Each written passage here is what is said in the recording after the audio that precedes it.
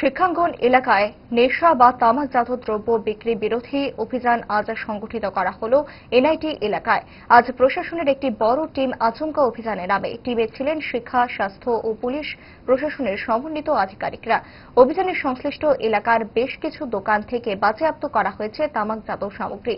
কয়েকজন দোকানিকে ধরানো হলো আর্থিক জরিমানার নোটিশ।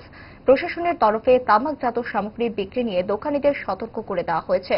এই অভিযান নিয়ে এক প্রশাসনিক আধিকারিক জানান, তরফ থেকে আমরা একটা জয়েন্ট এনফোর্সমেন্ট কোটপার উপর cigarette and other tobacco product এগুলি সেল করা এবং কনজিউম করা হার্মফুল ফর হেলথ, এটার জন্য আমরা এনফোর্সমেন্ট করছি। আজকে এনআইটি চত্বরে এবং জিরানিয়া বিভিন্ন স্কুল কলেজ চত্বরে মার্কেট প্লেসে আমাদের এনফোর্সমেন্ট চলছে। ডিউরিং এনফোর্সমেন্ট আমরা যদি কাউকে পাবলিক প্লেসে স্মোকিং করতে দেখি তাহলে স্পট ফাইন করা হয় এবং যে দোকান 100 গজের মধ্যে পড়ছে স্কুল কলেজে ওইসব দোকানে সেলিং ব্যান্ড, ওইখানে সেল করলে আমরা সিজার করছি, স্পট ফাইন করছি। আজকে কয়টা জায়গা ডেট করছি?